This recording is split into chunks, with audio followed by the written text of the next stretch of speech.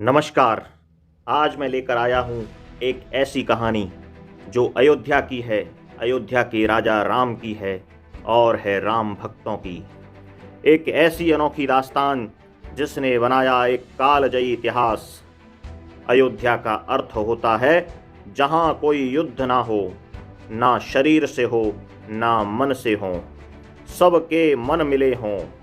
राम राज्य को पोषित करने वाली पवित्र भूमि का नाम है अयोध्या।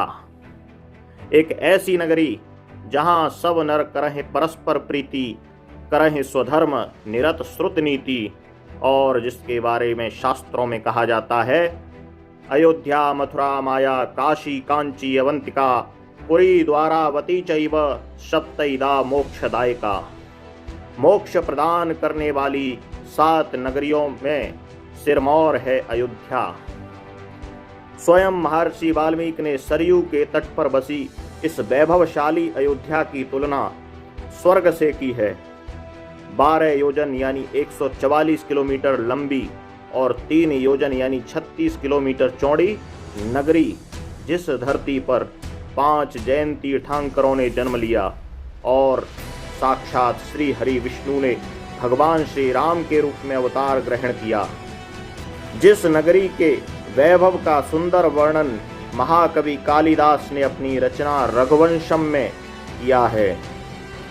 कलयुग में ही उस अयोध्या का एक बार पुनरुद्धार कराया गया धर्म प्रेमी राजा विक्रमादित्य के द्वारा, और उनके बाद शुंग वंश के महाप्रतापी शासक पुष्यमित्र शुंग ने भी, चीनी यात्री वेनसांग ने भी अपनी पुस्तकों में वहां पर अनेकों मंदिरों के होने की बात कही, और उनके बीच में सूर्य की तरह चमकता हुआ राम मंदिर उनकी रचनाओं की शोभा बढ़ाता है। 14वीं शताब्दी में मुगलों का जब भारत पर अधिकार हो गया तो उनका पहला लक्ष्य संपूर्ण भारत के आस्था केंद्रों को प्रहार करके उनको ध्वंस करना था। अनेकों आक्रमण करने के बाद आखिर बाबर ने भगवान श्री राम के मंदिर को तोड़कर सन 1528 ईस्वी में एक ढांचा बना दिया, जिसे बाबरी ढांचा कहा गया। विदेशी बर्बर आक्रांताओं ने आस्था के केंद्रों को चुन चुन कर तोड़ा। विदेशी आक्रांताओं ने काशी, मथुरा, सोमनाथ, अयोध्या के मंदिरों को तोड़कर एक एक करके भारत की आत्मा पर चोट करते गए। राम मंदिर पर आक्रमण भारत के लिए बहुत बड़ा दंश था।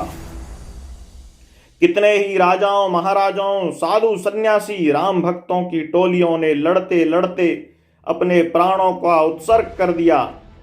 मंदिर पर आक्रमण हर राम भक्त की श्रद्धा पर, उसके मर्म स्थल पर आक्रमण था। परंतु विदेशी बर्बर आक्रांताओं के हमलों के बावजूद मंदिर तो ध्वंस हुआ, पर राम भक्तों का हौसला नहीं। हर बार कोई न कोई राम भक्तों का समूह अपनी शक्ति को फिर से संजो कर खड़ा उठता था।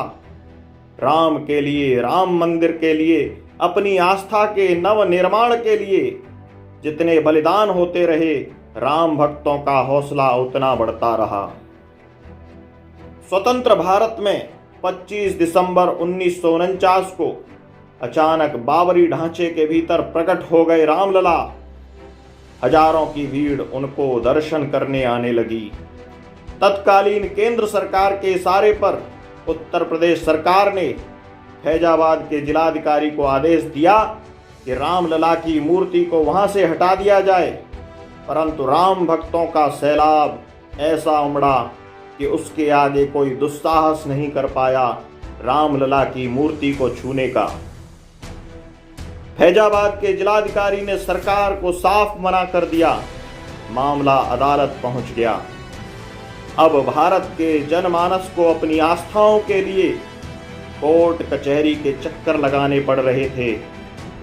राम विरोधियों ने राम को काल्पनिक ठहरा के आस्था पर कुटाराघात किया, उनके अस्तित्व पर प्रश्न उठाए, राम भक्तों को ढोंगी और पाखंडी कहा, राम को काल्पनिक कहा। लेकिन राम भक्तों के हौसले को कोई ताकत नहीं तोड़ पाई।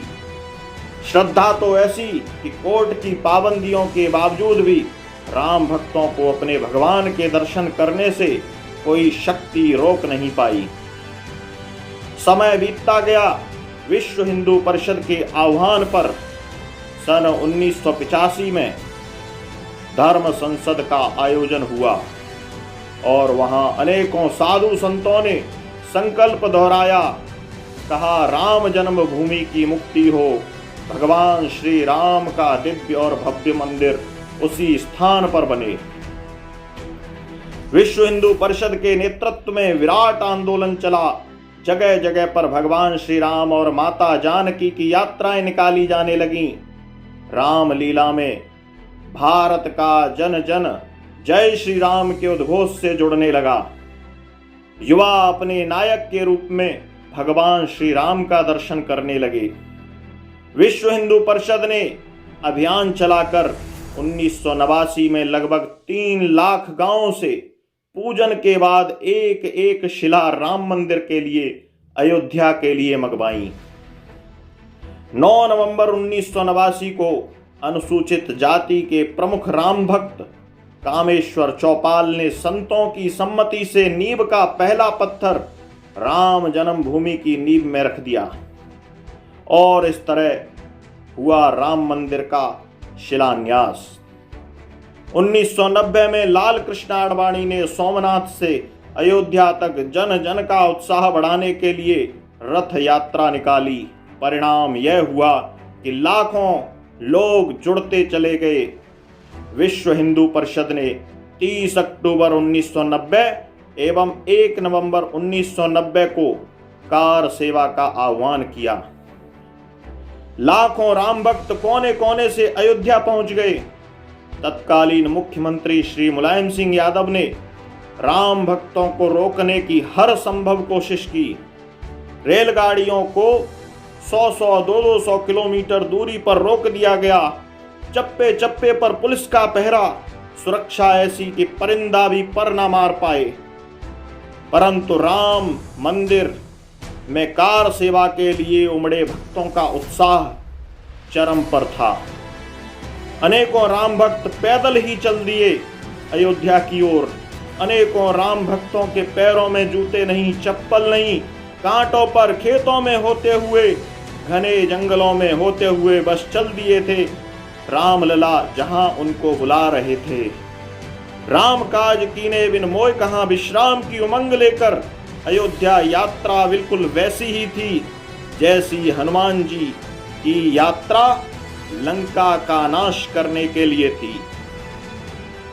अनेकों कार सेवकों पर गोलियां चलाई गईं, सैकड़ों बलिदान हो गए, परंतु जो बचे उन्होंने ढांचे पर भगवा फहराई दिया। अहंकारी सत्ता की हार हुई, राम भक्तों की जीत हुई। विश्व हिंदू परिषद ने 6 दिसंबर 1992 को एक बार फिर कार सेवा का आह्वान किया और फिर एक बार राम भक्तों का सैलाब उमड़ आया और इस बार का सैलाब पुराने सैलाब से भी बड़ा था। देखते ही देखते पल भर में बाबर का खड़ा किया गया वह ढांचा जमी दोज हो गया और वह नासूर सदा के लिए समाप्त हो गया। यह क्षण राम भक्तों के शौर्य, भक्ति और कर्म का सम्मिलित प्रयास था। यह क्षण धर्म की विजय का था, अधर्म के नाश का था, भारत माता के जय घोष का क्षण था, जय श्री राम का क्षण था। परंतु पूर्ण विजय अब भी प्राप्त नहीं हुई थी। राम विरोधी भगवान के अस्तित्व पर प्रश्न खड़े कर रहे थे, उनके काल्पनिक होने की कहानियां गढ़ रहे थे, परंतु सत्य कभी पराजित नहीं होता। और आखिर वह दिन आया जब भारत के सर्वोच्च न्यायालय ने 9 नवंबर 2019 को एक ऐतिहासिक निर्णय दिया और पूरी की पूरी 67 एकड़ भूमि तमाम साक्ष्यों और गवाहों के मद्देनजर रामलला विराजमान को सौंप दी। और फिर हुआ राम जन्मभूमि तीर्थ क्षेत्र ट्रस्ट का गठन। 5 अगस्त 2020 को वह क्षण आया जब भारत के यशस्वी प्रधानमंत्री नरेंद्र भाई मोदी ने राष्ट्रीय स्वयंसेवक संघ के माननीय सरसंघ चालक डॉक्टर मोहन भागवत, उत्तर प्रदेश के यशस्वी मुख्यमंत्री योगी आदित्यनाथ और राम जन्मभूमि तीर्थ क्षेत्र ट्रस्ट के अध्यक्ष महंत नृत्य गोपाल दास की उपस्थिति में भूमि पूजन करके मंदिर निर्माण का प्रारंभ किया। 491 वर्षों का यह अस्मिता के लिए संघर्ष, ऐसी कहीं विश्व में कोई मिसाल नहीं दिखती। यह वास्तव में भारत के जनमानस की सहनशीलता, समर्पण, आस्था और शौर्य की परीक्षा थी। संघर्ष लंबा चला, परंतु इस संघर्ष के आगे बाबर की मानसिकता ने दम तोड़ दिया। राम राष्ट्र की संस्कृति है, राम भारत के प्राण हैं। राम के मंदिर का मतलब भारत का नवनिर्माण है। जय श्री राम, जय श्री राम। आने वाली 15 जनवरी 2021 से राम जन्मभूमि पर बनने वाले भव्य और दिव्य मंदिर के लिए निधि समर्पण अभियान प्रारंभ होने वाला है। हम जानते हैं कि हमारे पूर्वजों के बलिदान के कारण ही हम आज यह दिन देख पा रहे हैं। यूं तो मंदिर निर्माण 2-3 उद्योगपति मिलकर भी कर सकते हैं, परंतु हमें विचार करना होगा कि क्या यह मंदिर पूरे भारतीय जनमानस का कहलाएगा? नहीं, केवल उद्योगपतियों का मंदिर कहलाएगा। इसलिए हम सबकी जिम्मेदारी है कि 1 रुपए से लेकर अपनी क्षमता अनुसार जितना संभव हो इस मंदिर निर्माण में सहयोग करें। हमारा यह समर्पण हमारे पूर्वजों के प्रति सच्ची श्रद्धांजलि होगी, जिन्होंने राम मंदिर के लिए अपने बलिदान दिए। और आने वाली पीढ़ियां जब इस मंदिर में दर्शन करने के लिए जाएंगी तो उनको यह संदेश जाएगा कि इस मंदिर में मेरे पूर्वजों का भी पैसा लगा है। जय श्री राम।